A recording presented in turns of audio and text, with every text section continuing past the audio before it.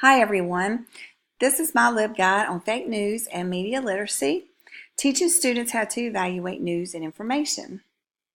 This is my homepage, and I started out with this picture of the Parkland shooting survivor and asked students which picture is real, the one where she's ripping the target or the one where she's ripping the Constitution.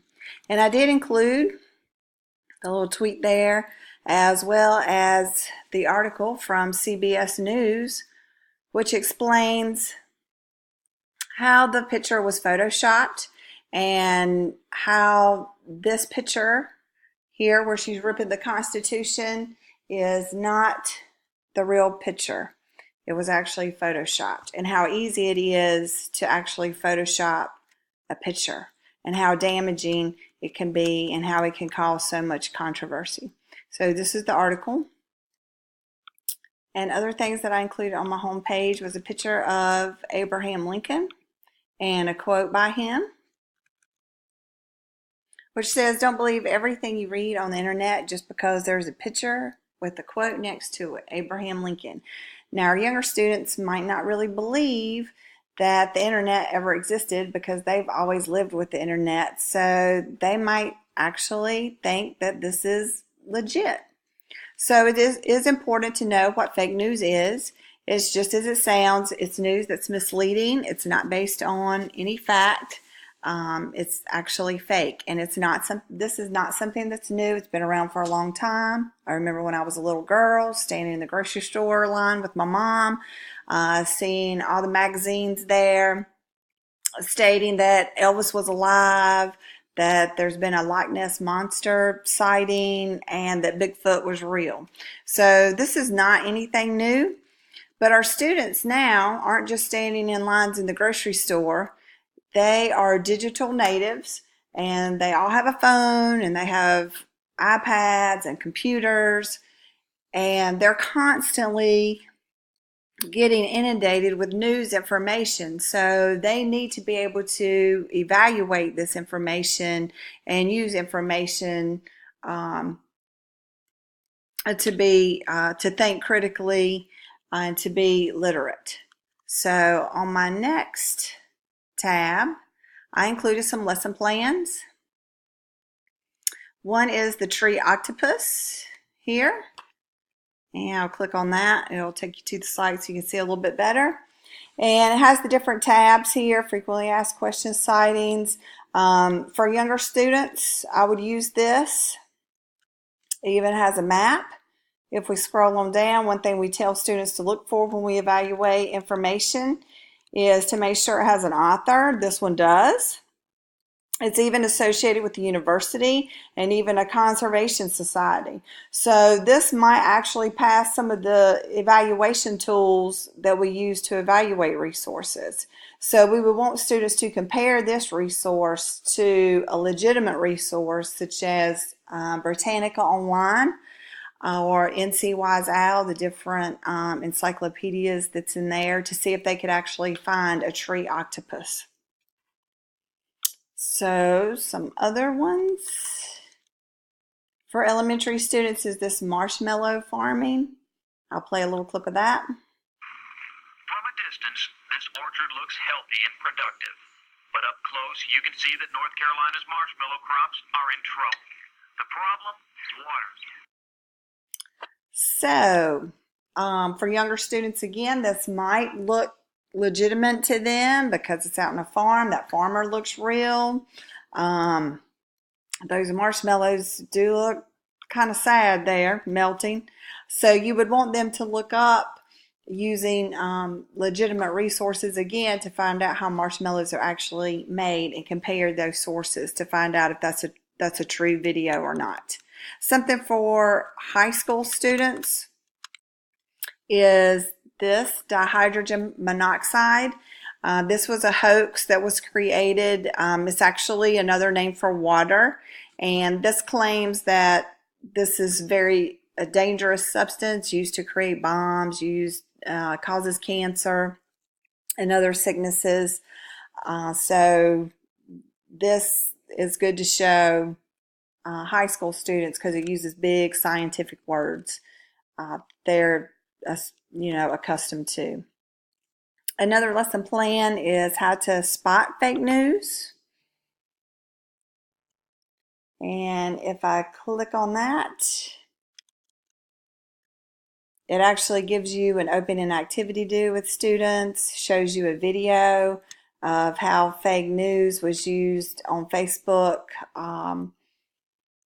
to affect our 2016 election. Gives you a survey that students can take, and then an assignment to write what steps should the government or media outlets take to address this problem. And this is a current issue that we're currently talking about on the news, so this would be very timely to discuss with students. So another tab I created was games. Factitious is a fun game to play with students, middle school, high school students. They read these different articles and they state whether it's false or it's true. The trick in this game, though, is looking here, clicking on this button, and clicking on, it'll show you the source that the article came from. So students get exposure with looking at different sources of information and whether they're credible or not credible. So you can do this with a whole class, small groups, independently, however you want to play. But students really like this game. Another game is Politotruth, again about politics for older students. And for the elementary students, Be Internet Awesome has created a fun, free web-based game that teaches kids to be safe and responsible on the internet. And it's similar to their little games that they play on the iPad. Very colorful. Then I included digital tools. These are some tools that we use to evaluate resources. One of the most popular ones is the CRAP test. Middle school and high school students like this because they like saying that word. So each letter stands for a word. So the evaluation criteria include currency, and then it lists questions about the currency, whether the article is relevant or the information is relevant, if it has authority, evaluating its accuracy, and then looking at the purpose of the article and really delving into specific questions about the content that's in the information that they're looking at. Other tools that students can use is EasyBib. You can put in a URL and it will evaluate it as to if it's credible or not. One of the most popular ones to use is Snoops. This is a reference source for urban legends, folklore, myths, and rumors, and misinformation, and that's where I found the one about the water. Then there's a chart, or this one's I think more for upper elementary students. The 5 W's and the 1 H of fake news. It's because it's kind of simple. It kind of takes the CRAP test down and simplifies it a little bit. It's the who wrote the article, what is the publication, where did it come from, when was it published, why did the writer create it, and how did it make you feel.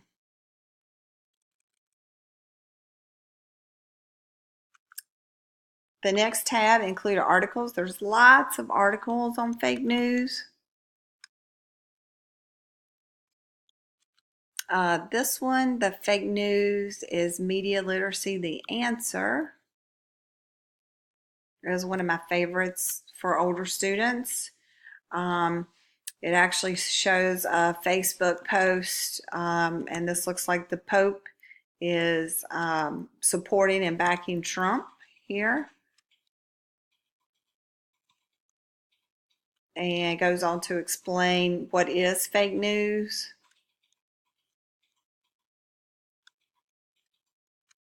Wikipedia even has a list. Another picture.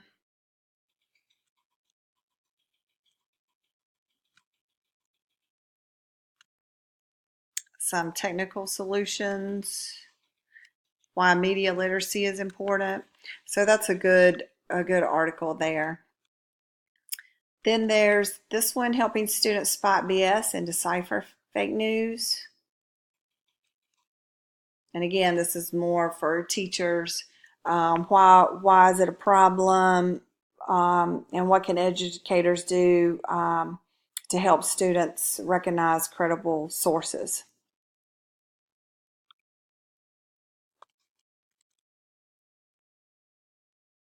So the next tab is posters.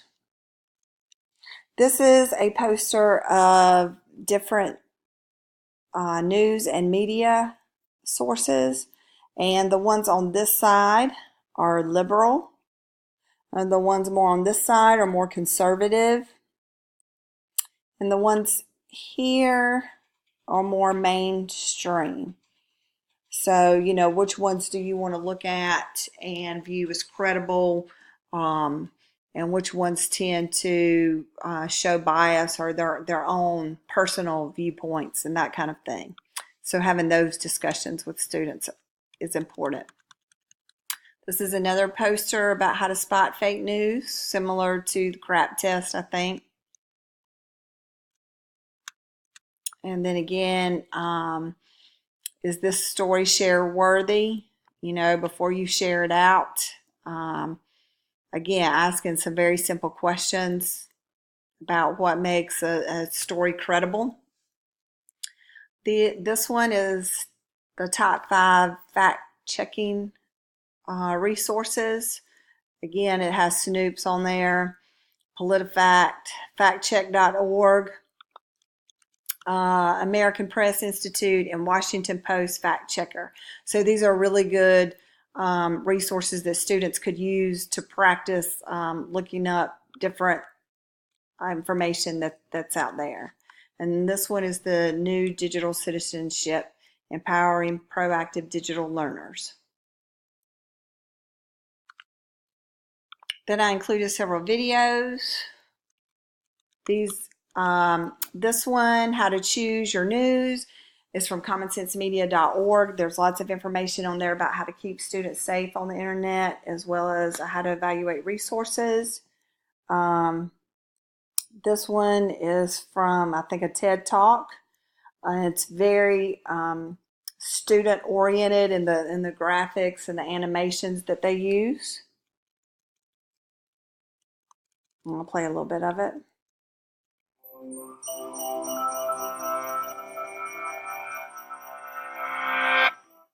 There's a quote usually attributed to the writer Mark Twain that goes, "A lie can travel halfway around the world while the truth is putting on its shoes."